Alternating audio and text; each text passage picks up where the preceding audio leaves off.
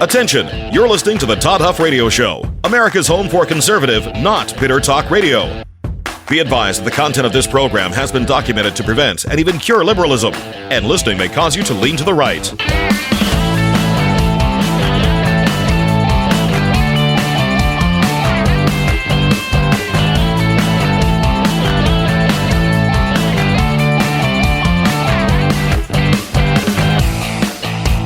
Here's your conservative, but not bitter host, Todd Huff. Well, my friends, things have changed just a wee little bit since the last time we have been together. In fact, yesterday I was telling you that Trump and Elon, it was still, on relatively good terms. They had disagreements. I even said, at the last time I was sitting in front of this microphone before everything blew up yesterday, I had said that, Trump was being reasonably kind or gracious to Elon, and Elon hadn't stirred anything yet. I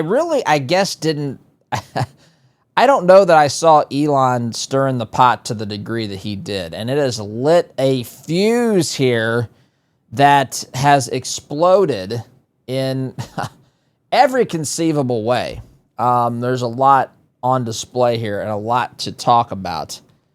But things have definitely, I'll say progressed. The story has progressed, but we're not progressing in a positive way here as regarding what is actually going on inside this fight between Trump and Elon. So we're going to talk about this today. And my goodness. Also, I actually want to start by talking about my Indiana Pacers, my friends. Unbelievable. I'll talk about them really quickly. I promise it won't be for long. I can't not talk about this. Been talking about this much of the morning. So we'll get to that, my friends, here in due course. Before we do that, my friends, there's very little that's more important than a good night's sleep, especially today. I'm thinking about this. Now, I didn't have a bad night's sleep because of discomfort, but I was a little amped up after the Pacers pulled off that victory last night, a little after 11 p.m. Eastern time. But a good night's sleep allows us to recharge our batteries from fighting the battles that we fight for the day, whether those battles are, fighting in our businesses, working our jobs, working in the classroom, raising our families, maybe multiple things that I listed there. But recharging our batteries is important. One of the ways we do that is to make sure that we have a good restful sleep and we have the tools and equipment necessary to do just that. So that's where MyPillow comes in. I've told you what I like about MyPillow. I love their pillow. Their towels are fantastic. Their sheets are great. The dogs all approve of the dog beds. I like that we have, the MyPillow, I like that it is, number one, the adjustable fill, so that it allows me to put my big head on a soft pillow that I can adjust, and I can sleep on my side, and I have broad shoulders. So that keeps my neck in alignment, the MyPillow does. And secondly, it's got cooling technology. You probably have lots of reasons why you like your MyPillow products.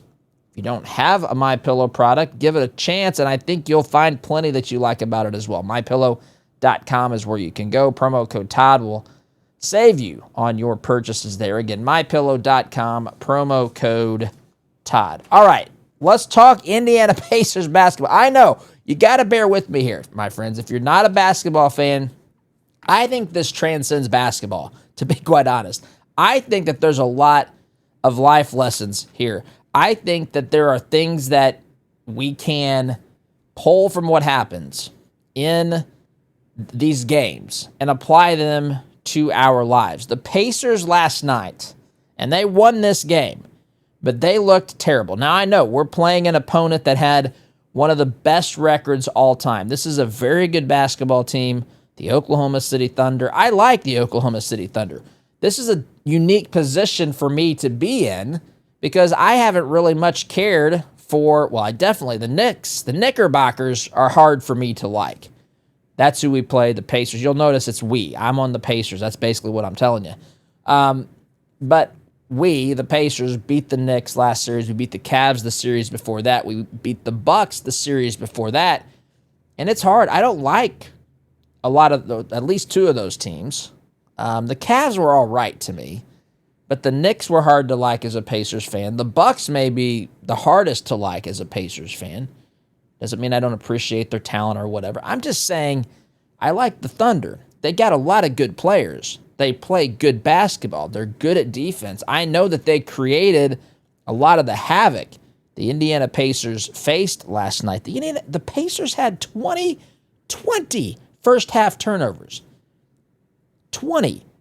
Sometimes that the Pacers don't have 20 turnovers in 2 games. There might be a stretch where there might have been 3 games it took them to accumulate 20 turnovers. They accumulated 20 turnovers in the first half. It was ugly. Somehow we were down 12 points. I think was the halftime deficit was 12 points. I have no idea how it was that close. The other team had 8. The Thunder had 18. Was it 18 more possessions or 18 more shots or possessions than the Pacers because of the turnovers? I think we ended the game with 25. So we got it under control the second half. But the Pacers got thumped. Looked awful. There were a very, very, very few bright spots early on. Obi Toppin had some good offense, but he was turning the ball over. And besides that, I'd have to really think about where the bright spots were. We did not look good at all. And I told Oz this morning, it's a 48-minute game. I would say 40, at first I said 46 minutes we sucked. But I would say it's probably more along the lines of 42 minutes. And friends, the Pacers were down 15 points in the fourth quarter. 15 points. They came back and they won it. The first lead, think about this. The first lead they had in the game was with 0.3 seconds in the fourth quarter. Remarkable. And I have a good buddy who tunes this stuff off. He turns it off. Now he also, was tired and these games start later. So there's, that's a factor in this equation and this calculus too. But I'm telling you, if you're going to watch it, because it doesn't matter how bad they look. It doesn't matter how much they're down. This is uncanny what has happened. It is absolutely uncanny. There was a stretch. As a kid, I loved the NBA, and then as a young adult, I kind of tuned it out. I didn't watch really until here the past couple of seasons. My daughter likes basketball. She loves the Pacers, so we watch almost every game. I got to tell you, as a lifelong fan, again, I didn't watch it in a stretch there as a young adult, but I am not aware of any playoff run remotely close to this. Tyrese Halliburton is already, based on this postseason alone, and maybe the rest of the season because he had other games like this in the season, regular season. But his playing, the quality of his play in the clutch is arguably in the top. It's at the top in NBA history. In fact, if you just look at this playoff run alone, I don't even know what to compare it to. The number of fourth quarter comebacks where we're down massive amounts. It's not just, a game that we've fought and kept tight the entire game. It's not Reggie Miller in Game 6 of the 98, I think, Eastern Conference Finals when he hits a 3 on the Bulls. It's not even that, where it's a close game mostly throughout. We're getting our hind ends kicked, and they storm back time and time and time. It is unbelievable what is happening. And to me, this is great basketball, number one. But there's also life lessons tucked into this. I was always when I was a player, when I was an athlete, never, of course, to this level, NBA level, not even close. But when I was an athlete, my thinking was, And I genuinely meant this. And I've learned as I've gotten older that I'm in the minority. But I always thought we were in the game. I always thought, well, who cares what people think is going to happen? We have a chance. Like, the game is happening right now. Don't defeat yourself and think that you can't do it. Give yourself a chance.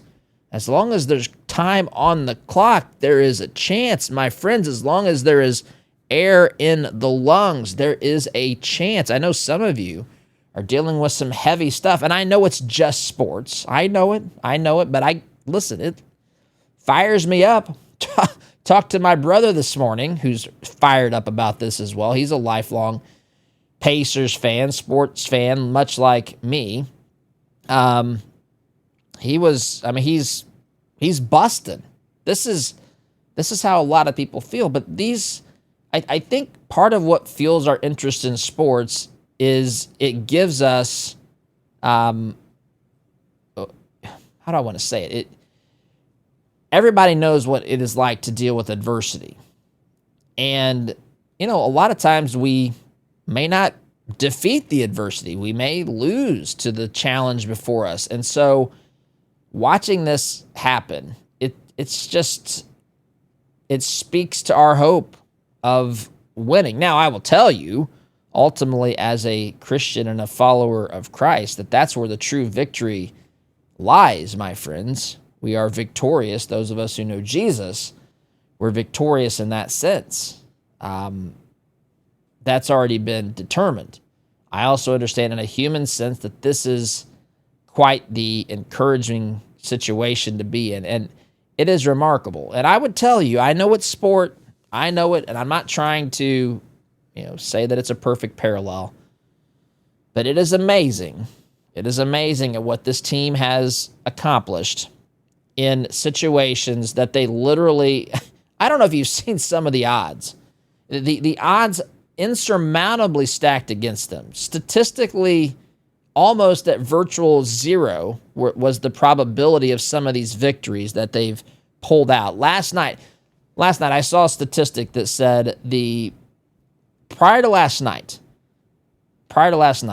teams in the NBA Finals who were down by 9 points or more in the final, 3 minutes of the game, right? So teams, if you're down by 9 or more, and there's 3 minutes or less on the clock, that had happened 182 times prior to last night. The number of teams that won that game that were down, that came back to win, was literally zero. It had never happened before. They were 0 and 182. That dates back to the NBA Finals since 1971. After last night, those teams are now 1 and 182. I can't tell you the number of stats like this that have been true for the Pacers. There's another stat out there that says teams that have been down by 7 or more in the final 50 seconds or some such thing. There's been 4 teams that have come back from that in NBA history in the playoffs or whatever, and 3 of those have been the Pacers this season. It is incredible. And I know it's basketball, and I know not everybody's a fan. But I would tell you, if there's a time to give basketball a chance, it's amazing to me, these people that are bemoaning the fact that these are small market teams and all that. This is fantastic basketball. This is great team basketball. Again, there's lessons there. There's no superstar. There's no fighting over whose team is this. They don't care. They're selfless. Tyrese Halliburton is unselfish. He's a killer when the chips are down. I mean, his shooting percentage on shots to take the lead or tie a game at the end of regulation or overtime, it's like, you think he's 13 of 15 or 13 of 14, 14 of 15. It's unbelievable. It sounds made up. And so anyway, listen, I told you I'm going to talk about this. I reserved the right. Game 2 is going to be Sunday night, so you might hear me talk about this on Monday as well. But this is good stuff, and I'm proud of this team. I think that there are lessons here. If you're a young athlete, watch how this team plays. Watch how Halliburton plays. I know sometimes it's a little bit ugly, but he gets the job done. He is super clutch. He is super unselfish. They play aggressive team defense. This is just great basketball, and it's a great story, and I am here for it. This is an experience I feel like I'm on the ride with them on. It's been 25 years since the Pacers have made the finals. This is fantastic basketball, and I love it, and I'm here for it. And I'm going to stop talking about it because I told you I'm going to talk about Trump and Elon Musk. My, oh my, what in the world happened here with Trump and Elon Musk? I'm going to get to that. Before I do, friends, let me talk to you if you're a salesperson. If you're a salesperson out there and you do not have a system, you need to have a system. If you don't, you are leaving money and opportunities on the table. You're not helping your clients and prospects as much as you can if you don't have a system. That's why I'm a believer in what Matt Easton and Easton University offer their students. Matt has developed what I consider to be one of the best, if not the best, sales training systems that I have ever seen. And I go back to the days of Zig Ziglar and all that old school sales training stuff, my friends. But Matt is very good at this. It's a practical system. It's proven. It's designed to deliver results. So whether you're new to sales, you're a seasoned professional, anywhere in between, the system will help you close more deals, make more money, take control of your career. And on top of that, as an exclusive offer to you, listeners of this program, Matt will personally jump on a phone call with you, talk you through your sales challenges, and help you get started if you sign up to be a student through our website. Again, exclusive to you, our listeners, toddhuffshow.com/Easton, EASTON, toddhuffshow.com/Easton, to claim your spot as a student and to claim your personal call with Matt Easton today. toddhuffshow.com/Easton. Take that first step, my friends. I do not think you will regret this. I think you will be singing the praises of this program and training once you do it. All right, that being said, here we go, my friends. Everything went completely, erupted yesterday in Washington, D.C. I guess I don't know where Musk was personally, but it erupted, this conflict between Trump and Elon Musk. So let's kind of set the stage for what's happened here. Elon, of course, was running DOGE. Elon, to back this up, Elon had helped the campaign. He campaigned with Trump. He funded some things and to help Republicans and Trump. Elon was instrumental. I don't think that there's any doubt in that. Elon was very strongly in support of Trump and Republicans. He was very vocal against what the Democrat Party had done to this country over the past, 4 years in particular, but, just beyond that as well. Elon was critically important. Now, obviously, Trump was more important to winning his election than Elon was, but Elon was clearly a part of this. Now, Elon and Trump are both billionaires. They both are well accomplished, very talented. I know people want to badmouth these guys, but you don't have... Listen, I know that neither one of them really started from literally zero, but to start wherever you start and end up where these guys have ended up demonstrates that they have a lot of talent, a lot of abilities, a lot of success, a lot of they've accomplished a lot. Elon's companies are incredible. Elon's companies have basically replaced a lot of NASA. With SpaceX anyway. And some people say, well, that's because Todd, he's trying to get in with the government so he'll get these contracts. And so Elon's earned these contracts. Have you seen what these rockets can do? We used to drop the rockets from the space shuttle. I remember watching this. I remember watching the Challenger explosion in second grade. I was in second grade in 1986. I remember that, January of 86. But, you drop the two smaller rockets, then you drop the larger rocket into the ocean or whatever. Now these things now are landing. They disengage and they basically lower themselves onto these landing pads. It's like they can park these things on a dime. This is incredible what's happened here. The abilities and the advancements and just the way that he's built this company. And of course there's he owns X as well, formerly known as Twitter. He's owned Tesla. Anyway, so when he got into Trump's team and started working at DOGE, kind of spearheading that Department of Government Efficiency to find waste, fraud, and abuse, to find ways to get spending under control, immediately the media and the left began to stoke what was going on there, began to amplify what was really going on there. And they would say, well, Trump is, they went back and forth, right? First they say Trump is a dictator. Then they say Elon's really running the show and Trump is basically Elon's servant. I mean, they're all over the place as to what they think. They don't know what they think. They just know they don't like what's coming out of this White House. And so they opposed Trump. They opposed Elon. This is where you have people, listen, and oppose whoever you want. But I would strongly suggest you not oppose an individual to the point to where your opposition is full of so much hatred and fury that people are now justifying, as they have in polling, by the way.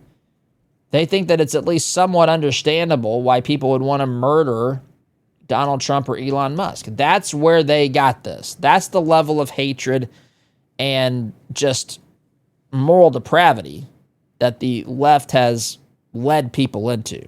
The Democrat Party, the media. And listen, I'm not saying it's all roses on the other side, because there's two big egos over there, right? There are. Trump obviously has a big ego. Elon has a big ego. And so there's disagreement that came regarding this piece of legislation, the one big, beautiful bill. We've talked about this. We talked about this even yesterday. And so that disagreement has led to dissension. That dissension has led to a whole lot more that has happened since that point in time. So I have to pause. I'm at the end of this first segment. We're going to pick this up, talk about this for some time. Definitely the rest of this hour, maybe into the next hour as well. But in the meantime, I've got to take a break. Quick time out, my friends. Back here in just a minute. Welcome back, my friends. So we're going to talk about this feud between Trump and Elon.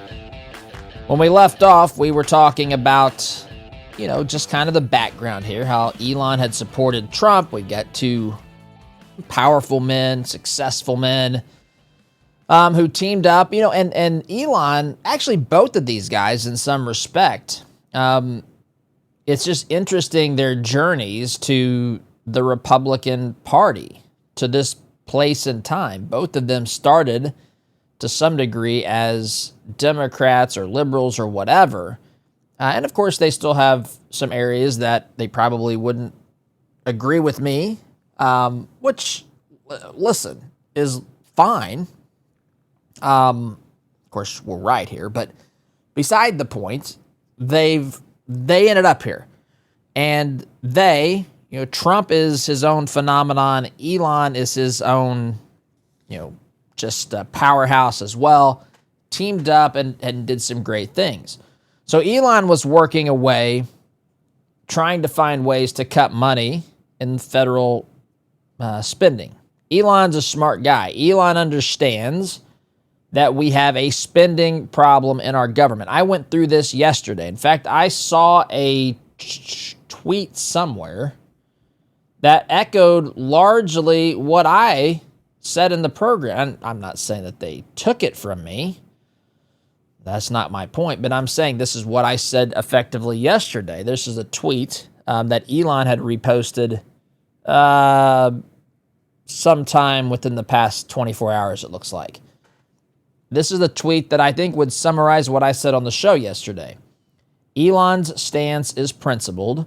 Trump's stance is practical in regard to this piece of legislation, the one big beautiful bill. He writes here, this particular at Naval, N-A-V-A-L, is who originally posted this. Elon reposted it. Tech needs Republicans for the present. Republicans need tech for the future. Drop the tax cuts, this says. Cut some pork, get the bill through. Now, I don't agree with some of that assessment, especially, the tax cuts. I do agree anything that could be deemed as pork or new spending should be, I don't know why it's in here. I do from a political perspective. Anyway, but I said yesterday that they're coming at this from two different perspectives. I think they want to end up, I think they both want to end up in the same place. It's just you have a recipe for perfect, for this mess to hit the fan. And the recipe is two men that are powerful, who have egos, who are used to being able to run their respective businesses as they think is best, and they have two different approaches. Elon's is principled. We've got to cut spending. We've got to get this under control. Why does this not move the needle as it should with CBO scoring? That's Elon's position, right? Trump's position is practical, which is where I land on slightly over the fence here on Trump's side. As much as I wouldn't personally want to vote for some of this bill still, I also find myself, we live in a world that's practical. There might not be enough support for doing everything. There won't be enough of that. And so, but that doesn't mean that I'm against those who are trying to push for the changes. I'm very close on this I see it both ways. But I'm not to the point to where I see it. I don't see these sides as far apart as they apparently see themselves. So Elon is upset, and understandably from his position. He has sacrificed. His companies have been taking it on the chin. He's given up. He's now targeted because of his affiliation with Trump and his advancement of conservative or limited government principles. Call them whatever you will. This has upset people. This has caused people to justify harming Elon Musk, which is incomprehensible and absolutely wicked, but that is where we are today. Not only that, his businesses have suffered, and this has hurt him financially. This has hurt Trump financially too. People want to talk as though these guys are getting all their wealth from the government. That's just simply not what's happened here. It's not what's happened here. Elon, to the degree that he has gotten government contract, he's earned those things. How many SpaceX launches and landings and all these things that happen, bringing astronauts home, how many things like this have to happen before we say, hey, maybe the guy's actually accomplished these things based upon merit, based upon his ability to get the job done? And so you've got all these factors playing into this. You got this legislation. Elon thinks, look, I've sacrificed. I've put my name on the line. I've worked. I've gone through and exposed all this stuff that's been happening. And then I look and I see nothing happening on the legislative side. And then I see the bill that the president is supporting. And, a lot of these cuts that I found, or that the problems that I've uncovered with DOGE, those are not really being codified into law. They're not being really taken seriously. We're dancing around the edges here. We're not really addressing this. Again, Elon's ready. Elon's prepared to go into the federal government and make massive cuts like he did to X, which some people think is the end of the world. It is actually absolutely necessary. So then he sees this bill and he thinks, wait a minute. We're not to the point to where this is not what I signed up for. This is not the direction that we need to go. He's at the end of his time there. They basically decided, look, he's just going to move on his way. And at first it seemed fairly cordial between the parties. It was clear that there were disagreements, but there wasn't a lot there wasn't a lot of negative things being said. But that all changed. That all changed when, was it Tuesday? Tuesday, Elon decided that he was going to make a post speaking out against the one big, beautiful bill. And what does it say here? His tweet originally said, I was trying to find that, actually the graphic is not popping up. Shame on those, remember we talked about this yesterday, shame on those who voted for this bill, referring to the tax cuts. And so this has erupted from that particular point in time. Elon started tweeting some of the things the president had tweeted in the past. He tweeted, retweeted, or reposted on X, I guess is the right way to say that now. Donald Trump in 2013, I believe, had this post on Twitter, now X. I cannot believe the Republicans are extending the debt ceiling. I am a Republican and I am embarrassed. Elon retweeted that 12 years later and said, wise words. Why are we doing, he says wise words. That's all that the tweet says. To his point, why aren't we doing this? Why do we want to raise the debt ceiling? You're criticizing it a dozen years ago, Mr. President. Now you're actually pushing legislation that calls for the raising of the debt limit. That, by the way, if you want a minute-by-minute breakdown, that was at 11:20 a.m. on Thursday. I think it was Thursday. Then, 26 minutes later, Elon posts another thing on X. Musk unearthed, I'm reading from the article here at businessinsider.com. He found another tweet. No member of Congress, this was from July of 2012, no member of Congress should be eligible for re-election if our country's budget is not balanced. Deficits not allowed. Elon finds that tweet. He's like, hey, listen, why are we having, the CBO might show a score that this is going to cut the deficit over 10 years, but it actually raises the deficit in the short term, Mr. President. He doesn't say that in the tweet. He just says, I couldn't agree more. Retweets that. At noon yesterday is when Trump kind of jumps into the fray. And that's where I think this is the clip. Let me pull this up. This is the clip. This is a meeting in the Oval Office. He's meeting with Germany's new chancellor, Friedrich Merz, and a reporter asks about what's going on with Elon. Here's what Trump has to say. Look, Elon and I had a great relationship. I don't know if we're well anymore. I was surprised because you were here. Everybody in this room practically was here as we had a wonderful send-off. He said wonderful things about me. You couldn't have nicer. Said the best things. Look, so that's what he said. We had a good relationship. I don't know what happened. He stood in here and said nice things about me. I'm not really sure what my relationship is with Elon anymore. So as Trump was having this meeting, he probably didn't know yet, just because he'd been in a meeting, that Elon was tweeting, was basically calling the president out on X, which of course is a recipe for we're now stirring the pot. I'm not faulting Elon. I think he's trying to make a point here. I think he's trying to apply pressure. I think he's trying to get this legislation changed because there's real work that needs to be done if we really want to fix our nation's very serious problems. I've got to take a time out. Much more to say, my friends. Back in just a minute. Welcome back, my friends. I'm still giddy over the Pacers. I can't help it. I'm not even going to apologize. They're going to get referenced probably throughout this program for the remainder of this season. And I hope this is the beginning of maybe much more of this to come. Who knows? It's so hard to reach the level, to reach the finals. This is sorry, I was watching a clip of Halliburton in his post-game interview. They asked him, by the way, at what point did you think we can steal this game? Because they played terribly last night. I'll get back to Trump in a minute. And he said, that's a good question.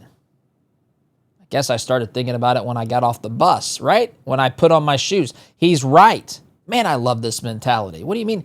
We didn't sit here, not during the game. We're not over here thinking we lost and, oh man, maybe we can win. No, that's not what true competitors think. They think there's time on the clock. We're down, whatever. We got work to do. Anyway, sorry. I said sorry. I don't apologize, though. That's just a habit.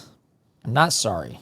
But I'll get back to it here. Friends, I mentioned to you, I've shared with you that we have relaunched a division of this company, a business that we had and operated here in the past. It's what I did, candidly. One of the things I did before starting this program, we've relaunched that business. I'd sold it in 2019 as we were ramping up things here with the show. And now with the way that things have changed, evolved, developed, we're relaunching it. My non-compete has ended, and we are relaunching. We have relaunched Red, White, and Brand. That's the name of the company. We can put your logo on almost anything. That can be banners and graphics. That can be, gee whiz, promotional products, apparel, trade show booths.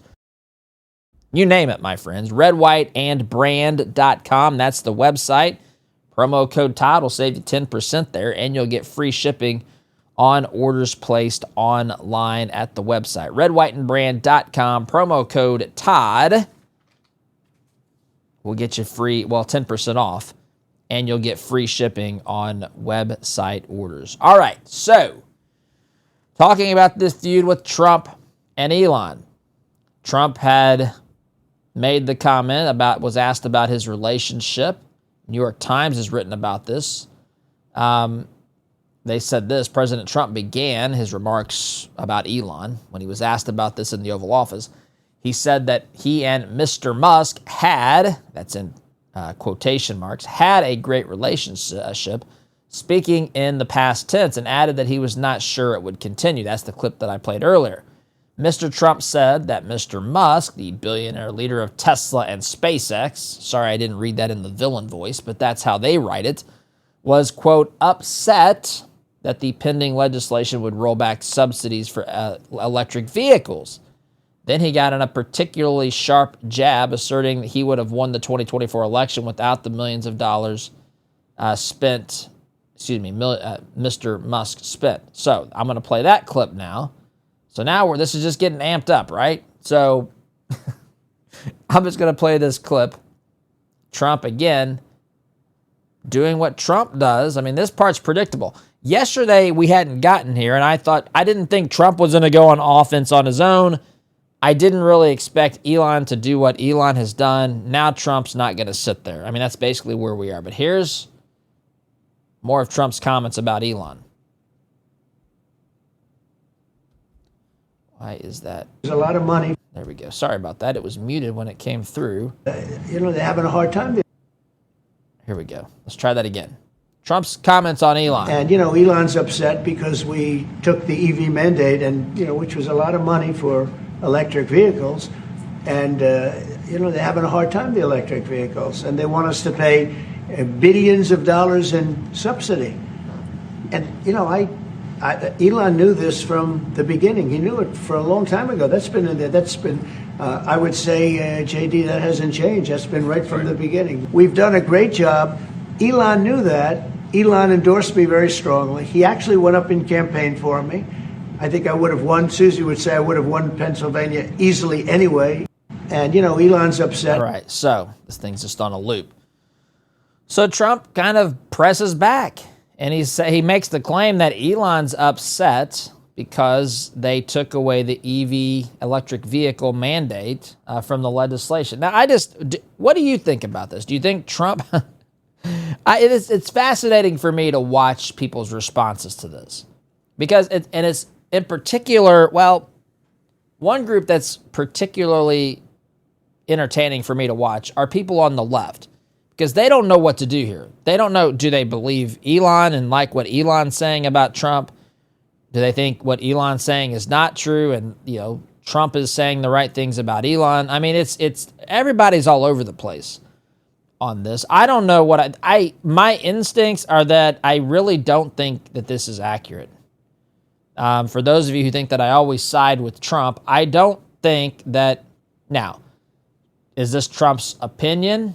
Genuine opinion, maybe. Is this Trump playing, just going on the attack as he normally does? Maybe. I don't know. And it could be that this is truly what's upset Elon. I don't think that.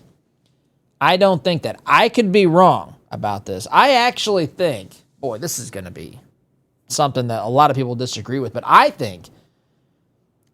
don't think that Elon is really cares. I know that's a weird thing to say, but I think what he did with Twitter to me was a big eye opener. He was willing to buy that and basically take it on the chin for free speech. I think that there's quite a bit of an idealistic streak in Elon. I do, and in a good way. So I could be wrong. There's more to say about this, but I'm at the end of the hour. Gotta wrap it up here. See you on the other side of the hour, my friends. SDG.